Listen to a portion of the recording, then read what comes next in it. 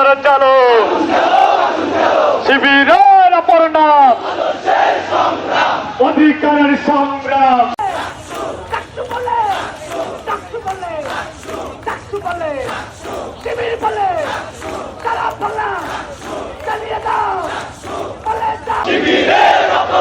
সন্ত্রাসীদের ঠিকানা এখান পাশে হবে না, সন্ত্রাসীদের ঠিকানা এখান পাশে হবে না। হারের ভয়ে খেলে না, সেই কথা তো বলে না। হারের ভয়ে খেলে না, হারের ভয়ে খেলে না, সেই কথা তো বলে না। সংগ্রামী ছাত্র জনতা, আপনারা জানেন ছাত্র সংসদ নির্বাচন এটা হচ্ছে শিক্ষার্থীদের একটি অধিকার, এটা হচ্ছে শিক্ষার্থীদের মৌলিক এবং আইনি অধিকার। একটি বিশ্ববিদ্যালয় কিভাবে পরিচালিত হবে এর দিক নির্দেশনা দেবেন শিক্ষার্থীরা। কিন্তু আমরা গভীর উদ্বেগের সাথে লক্ষ্য করছি সাকসু নির্বাচনকে একটি মহলের নির্দেশনায় প্রশাসন স্থগিত করেছে।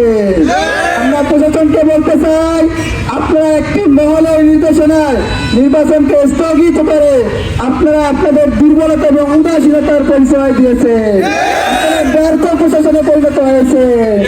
আপনাদের উচিত শিক্ষার্থীদের মনোবাসনা পূর্ণ করা, শিক্ষার্থীদের কি আকাঙ্ক্ষা এটা আপনাদের বোঝা উচিত।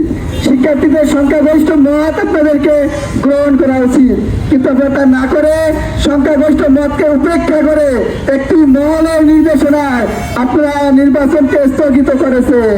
তাই আমি প্রশাসনকে একটা আহ্বান জানাবো, অবিলম্বে সাকসু নির্বাচনের তফসিল ঘোষণা করে দ্রুত সময়ের মধ্যে নির্বাচনকে বাস্তবায়ন করার।